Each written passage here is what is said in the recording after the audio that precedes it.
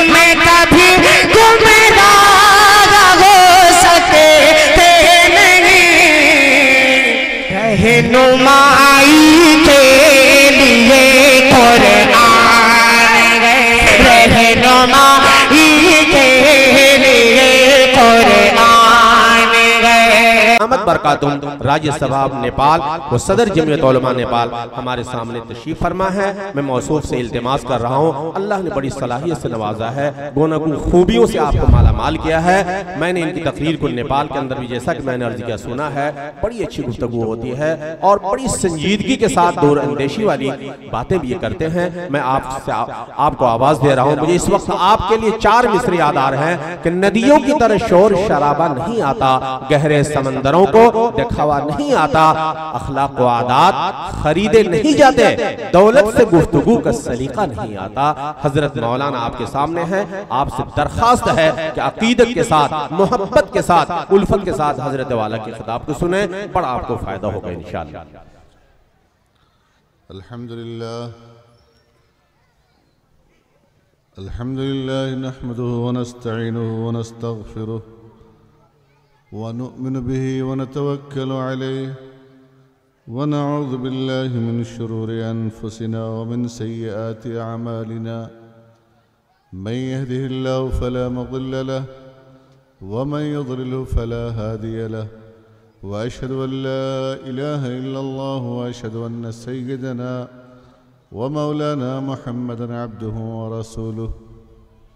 फ़अऊज़ु बिल्लाहि मिनश शैतानिर रजीम, बिस्मिल्लाहिर रहमानिर रहीम। इन्ना नहनु नज़्ज़लना ज़िक्र व इन्ना लहु लहाफ़िज़ून। व क़ाल अन्नबिय्यु सल्लल्लाहु अलैहि वसल्लम नज़्ज़रल्लाहु इम्राअन समिअ मिन्ना शैअन फ़बल्लगहु कमा समिअह फ़रुब्ब मुबल्लिगिन अवअ लहु मिन सामिअ। सदक़ल्लाहुल अज़ीम व सदक़ रसूलुहुल करीम व नहनु अला ज़ालिका मिनश शाहिदीन वश्शाकिरीन वल्हम्दुलिल्लाहि रब्बिल आलमीन।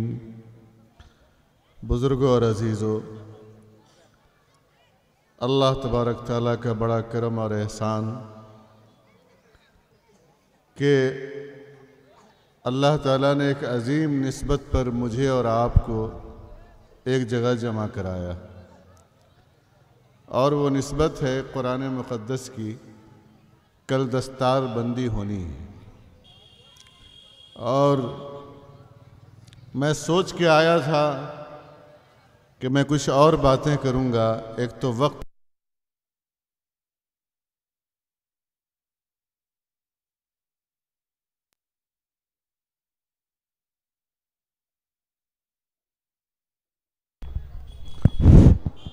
मुझे 10 बजे के अंदर आपको बॉर्डर से अंदर दाखिल होना है। अब जाहिर बात है इतने मुख्तसर वक्त में आपसे मैं क्या अर्ज़ करूं। मैं जब इस मजमे को देखा, आपको देखा, तो मेरे दिल में अचानक एक बात यह आई कि जिस निस्बत की बुनियाद पर हम लोग यहाँ आए हैं, उस निस्बत की ही 2-4 बातें हमारे और आपके दरमियान हो जाएं। देखिए, बिलउमूम ऐसा होता है, पूरा जलसा ख़त्म हो जाता है, 2 दिन का, 3 दिन का, और जब घर जाइए तो भाई साहब कहाँ गए थे जलसा सुनने, क्या सुन करके आए? तो मालूम हुआ भाई नात सुन करके आए हैं, बड़े बड़े मौलानाओं की तकरीर सुन के आए हैं। कुछ बताइए तो सही, सब गायब है। तो अगर आपका दिमाग, मैंने देखा है कि हैदराबादी हलवा बहुत खूबसूरती से सजा हुआ था, मुरादाबादी हलवा, खीर और पता नहीं अनवा व अक़साम की चीज़ें, ज़हन वहाँ है तो थोड़ी देर यहाँ चले आइए। अजीज़ों और बुज़ुर्गों, ये प्रोग्राम जो मुनक़िद हुआ है वो कुरान मुक़द्दस की निस्बत से हुआ। कुरान तो जानते हो ना भाई, जानते हैं आप लोग कुरान? हाथ उठाइए। माशाअल्लाह, सब लोग कुरान को जानते हैं। और इस कुरान पर ईमान लाना, उसकी एक एक आयत पर ईमान लाना हर मुसलमान का फ़र्ज़ है। अगर उसकी एक आयत को भी वो छोड़ता है तो वो इस्लाम के दायरे से निकल जाता है। ये पता है? अच्छा, ये भी पता है कि इसको पढ़ना चाहिए, तिलावत करनी चाहिए? ईमानदारी से हाथ उठाइएगा जो लोग तिलावत करते हो रोज़ाना। ईमान अल्लाह पूछेगा। ये देखिए, ये हमारी कौम है।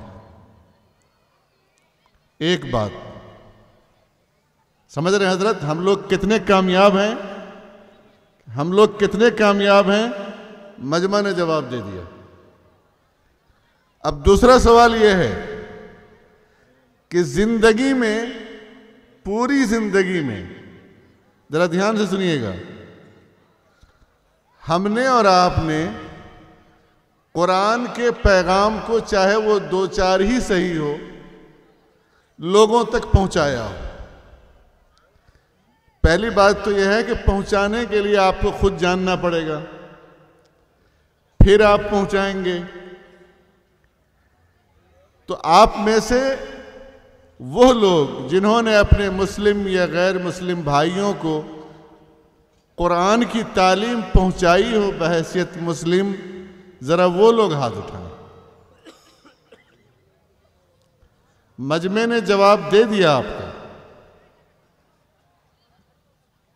मजमे ने जवाब दे दिया हजरत, तो इधर उधर की न बात कर, ये बता कि काफिला क्यों लुटा, मुझे रहजनों से गिला नहीं, तेरी रहबरी का सवाल है। उम्मत हमसे सवाल कर रही है। पहला रिश्ता जो कुरान मुक़द्दस का होना चाहिए, कितनी अजीम किताब है,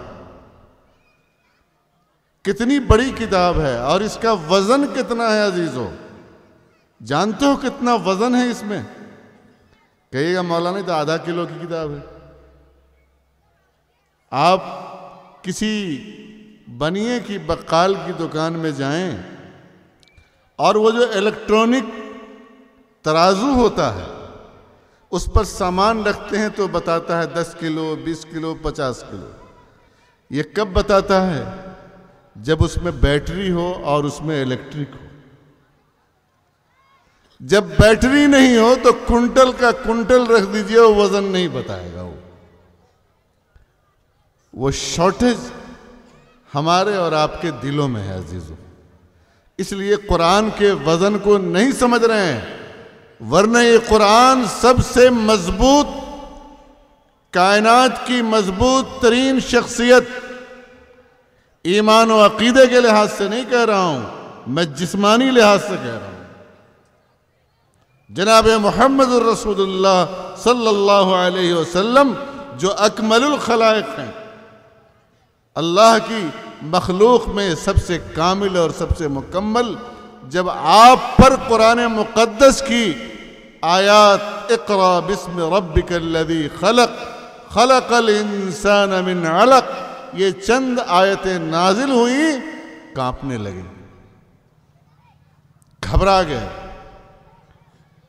खौफज़दा हो गए और जिस्म की सरसामी कैफियत होने लगी।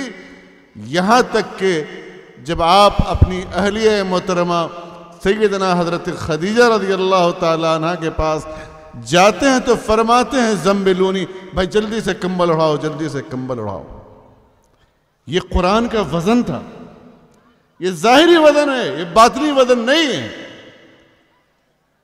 बातनी वजन तो ये लौ अंज़लना हाज़ल कुरान अला जबलिन लरायतहु मुतसद्दिअन खाशिअन मुतसद्दिअन मिन खश्यतिल्लाह। इस कुरान को अगर हम पहाड़ पर नाजिल करते तो ये पहाड़ रेजा रेजा हो जाता, इसके परख से उड़ जाते।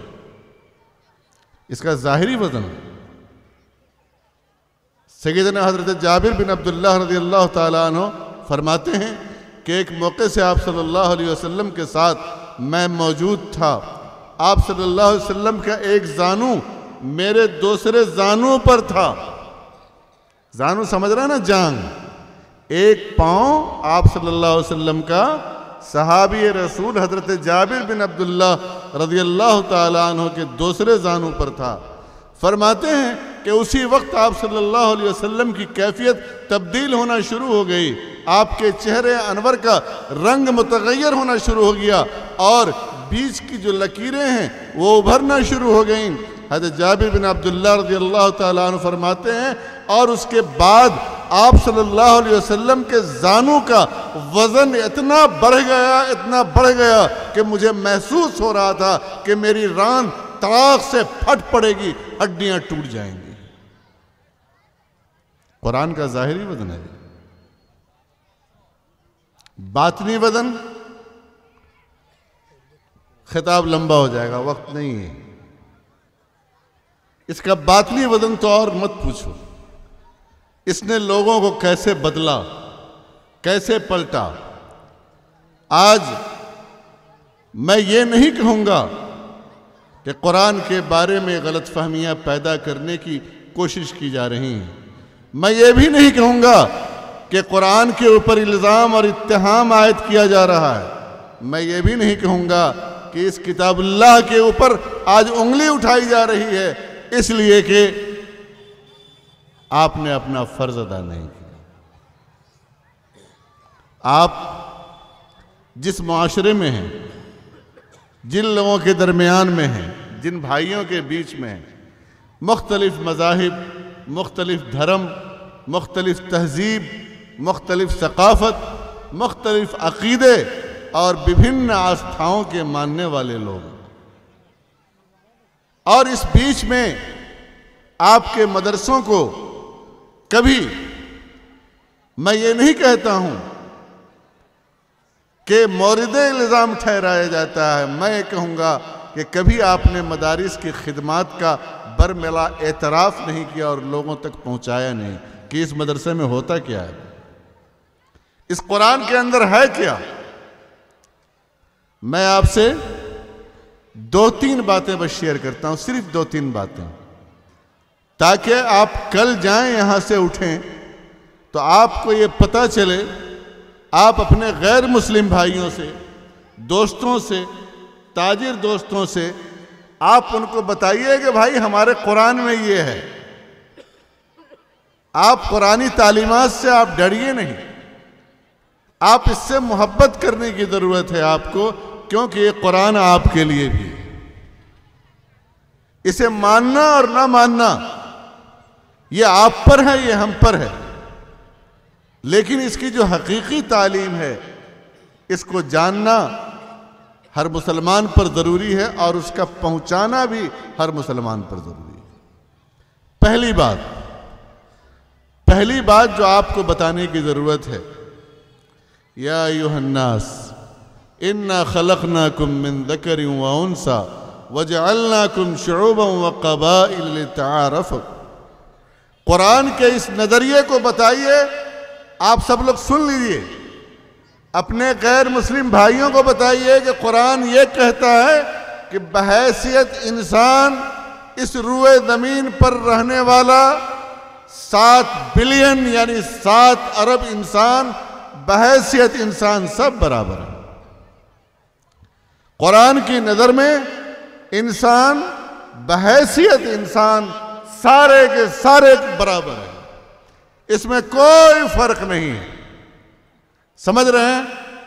कुरान के एक पैगाम को आपने सुना, या अय्युहन्नास लोगो इन्ना खलक़नाकुम मिन ज़करिन व उन्सा, लोगो हमने तुम्हें एक मर्द और एक औरत से पैदा किया, वजअल, और ये कबीले हमने शेख, सैयद, पठान, अंसारी और ये और वो मुख्तलिफ कबीलों में और ज़ात और बिरादरियों में इसलिए बांटा कि इंसानों की आबादी इस जम्मे गफीर में तुम्हारी पहचान हो सके। काला गोरे से बड़ा नहीं, गोरा काले से बड़ा नहीं, अरबी अजमी से अफजल नहीं, हिंदुस्तानी गैर हिंदुस्तानी पर अफजल नहीं। इस रूए ज़मीन पर, इस धरती पर बसने वाले 7 बर्रे आदम पर जितने भी इंसान हैं, बहैसियत इंसान सब बराबर। याद रहेगी बात। अल्लाह की तमाम मखलूक बराबर है, वही कुरान कहता है। एक बात। दूसरी बात, कुरान क्या कहता है कि एक भी इंसान को, चाहे वो हिंदू हो, वो मुसलमान हो, वो क्रिश्चियन हो, वो ईसाई हो, कुरान ये कहता है कि तुम किसी इंसान को तकलीफ नहीं पहुंचा सकते। किसी भी इंसान को तुम तकलीफ नहीं पहुंचा सकते। किसी भी इंसान की जान, उसका माल, उसकी इज्जत, उसकी आबरू तुम्हारे लिए हराम है। समझ गए? आपके लिए जायज नहीं है। जिस तरीके से अपनी बहू बेटियों की तरफ गलत निगाह से देखना कुरान कहता है कि हराम है, इसी तरीके से हमारे गैर मुस्लिम भाई की भी कोई बहू और बेटी है, उसकी तरफ देखना हमारे लिए हराम है। ये कुरान की तालीम। हम किसी को नुकसान नहीं पहुंचा सकते हैं। यहां तक के मसला बयान किया गया, हमारे फुक़हा ने बयान किया है कि शराब और सूअर हमारे यहाँ माल नहीं है, माल नहीं है। चुनांचे अगर अल्लाह न करे कोई मुसलमान के घर में ये चीज़ हो और दूसरा मुसलमान उसे ज़ाय कर दे, तो उसके ऊपर तावान नहीं है हमारे फुक़हा के कलाम की रोशनी में। लेकिन यही माल अगर किसी गैर मुस्लिम का है और उसको कोई मुसलमान ज़ाय कर देता है, तो उसको तावान देना पड़ेगा। उसके शराब को ज़ाय करने पर उस मुसलमान को तावान अदा करना पड़ेगा। तीसरी चीज, कुरान क्या कहता है? दुनिया में मुख्तलिफ मजहब है, मुख्तलिफ दीन है, और सबको अपने अपने दीन पर चलने की आज़ादी है। यह बात कि मुसलमान और इसकी दाढ़ी दहशत का नमूना है, इसको क्लियर कर लीजिए। कुरान वाज़ेह तौर पर कहता है, ला इकराह फिद्दीन क़द तबय्यन ar-रुश्द बिल-ग़य फमन यकफुर बित्ताग़ूत युमिन बिल्लाह फ़क़द इस्तमसक बिल-उर्वतिल वुस्क़ा ला इंफ़िसाम लहा। ला इकराह फिद्दीन, दीन में कोई जोर जबरदस्ती नहीं। कुरान कहता है अगर कोई मुसलमान किसी भी भाई को ताकत का दबाव दे करके हो, राजनीति का दबाव दे करके हो, धन का प्रलोभन दे करके हो, अन्य प्रलोभन दे करके हो, अगर किसी को मुसलमान बनाने की चेष्टा या प्रयास करता है, अल्लाह के नजदीक वो स्वीकार्य नहीं है। कुरान का पैगाम तीसरा वाज़ेह क्या है कि दीन के मामले में कोई जोर जबरदस्ती नहीं है। अल्लाह जिसे चाहे हिदायत दे, अल्लाह जिसे चाहे हिदायत न दे। लकुम दीनुकुम वलिय दीन, आपके लिए आपका दीन है, हमारे लिए हमारा दीन है। याद रहेगा ना? लोग जो कहेगा किसी वक्त, अरे भाई तुम लोग तो जबरदस्ती मुसलमान बनाओ, क्या कहिएगा? नहीं भाई, कुरान कहता है कि हमारे यहां जबरदस्ती का ईमान मकबूल नहीं है। अगर उसके अंदर जर्रा बराबर दुनिया की आमेज़िश है, मन कानत हिजरतुहु इलल्लाहि फहिजरतुहु इलल्लाहि व रसूलिहि व मन कानत हिजरतुहु इला दुनिया युसीबुहा औ इला इम्राअतिन यनकहुहा फहिजरतुहु इला मा हाजरा इलैहि। जिस नियत से जो काम करेगा अल्लाह के नजदीक वही लिखा जाएगा। और चौथी चीज कुरान की जो तालीम है वो आपके लिए जानना और जरूरी है, लोगों को बताना और जरूरी है। मुसलमान दुनिया के किसी एक मुल्क में आबाद नहीं है। तकरीबन 190 या छोटे छोटे ममालिक को लेकर के 205 ममालिक दुनिया के अंदर पाए जाते हैं। शायद रूए ज़मीन का कोई खित्ता ऐसा ना हो जहां के मुसलमान आबाद ना हो। मुसलमानों के बारे में आम तौर पर यह गलतफहमी पाई जाती है कि मुल्की कानून को ये उतना नहीं मानते हैं जितना कि मजहब और दीन को मानते हैं। मैं आपसे अर्ज कर दूं कि जिस वक्त मुसलमान किसी भी मुल्क का सिटीजनशिप लेता है, नागरिकता लेता है, आप भारत में आधार कार्ड बनवाते हैं, पासपोर्ट लेते हैं, उसी वक्त कुरान मुक़द्दस की आयत आपकी तरफ मुतवज्जे होती है, या अय्युहल्लज़ीना आमनू औफू बिल उक़ूद। ईमान वालों, अपने एग्रीमेंट को और अपने मुआहदे को पूरा करो।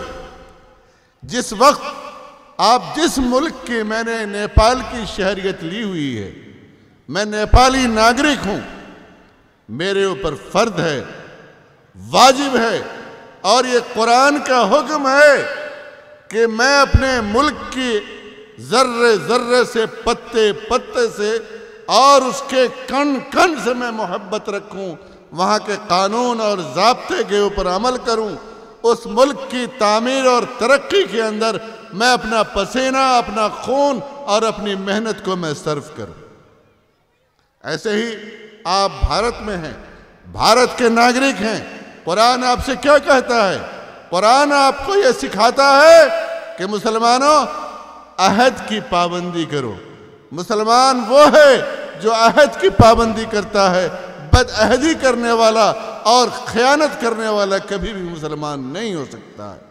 जिस वक्त आपने भारत सरकार का आधार कार्ड अपने हाथ में लिया, राशन कार्ड अपने हाथ में लिया या नहीं लिया, इस मिट्टी में आप जन्मे हैं। कुरान कहता है कि अब इस मिट्टी से मोहब्बत करना, इससे वफादारी करना, यहाँ के लोगों से मोहब्बत करना, यहाँ के लोगों की फलाह बहबूद के अंदर अपनी जान माल तमाम चीज़ों को कुर्बान कर देना, यह ऐन ईमान है, ये फरमान खुदाबंदी है, ये कुरान का मैसेज है। समझ गए आप लोग? ये 3-4 चीज़ें ही अगर आप इस जलसे से ले जाएं और इस पैगाम को, अगर आप कुरान मुक़द्दस के इस पैगाम को हमारे गैर मुस्लिम भाइयों तक पहुंचाइए। मसला ये है कि वो जानते नहीं हैं कि कुरान कह क्या रहा है, कुरान कह क्या रहा है, और मसला ये है कि आप भी जानना नहीं चाहते हैं। ऐसी चीजें जो एक समुदाय का, एक वर्ग का दूसरे वर्ग से जो आंतरिक संबंध और रिलेशन है, उसको कैसे बेहतर बनाया जाएगा, ऐसा नहीं है कि अल्लाह तबारक ताला ने कुरान मुक़द्दस के अंदर हिदायत को छोड़ दिया हो, ऐसी कोई बात नहीं। जिस खाक से, जिस ज़मीन से हम उठे हैं, हमारी पैदाइश हुई है, उस ज़मीन से मोहब्बत करना ये इंसानी फितरत है, ये उसके ईमान में दाखिल है।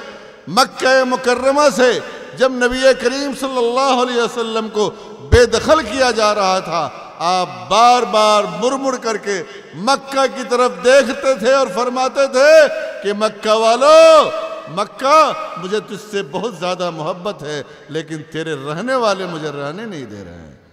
सैयदना हज़रत बिलाल रज़ियल्लाहु ताला अन्हु को मक्का छोड़े हुए एक अरसा हो गया, लेकिन फिर भी मदीना जाने के बाद उन्हें मक्का की याद सताती है, मक्का की गलियारों की याद सताती है, वहाँ के पहाड़ों की याद सताती है, मक्का के रहने वालों की याद सताती है। अला या लैत शारी हल अबीतन लैलतन बिवादिन हौली खरू व जलीलू वहल अरिदन अला मियाहि मुजन्नतिन वहल अरिदन अला शामतिन व तुफैलू।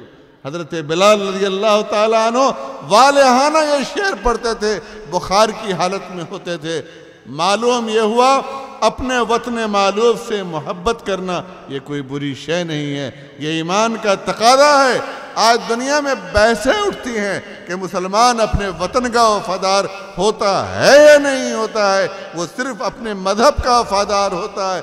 यकीनन हम अल्लाह के वफादार हैं, इस कुरान के वफादार हैं, हदीस के वफादार हैं, किताब और सुन्नत के वफादार हैं, लेकिन उसके साथ साथ जिस मिट्टी पर हमारा जन्म हुआ है, जिस खाक से हम उठे हैं, वहाँ की भी खाक की बेआबरूई हमें कतन गवारा नहीं है। हमारी ये तारीख रही है कि हमने पूरी अपनी 1442 साल 43 साल की तारीख के अंदर उन दुनिया के तमाम खित्तों को हमने गुलो गुलजार कर दिया है, जहाँ जहाँ हमारे कदम पहुँचे हैं।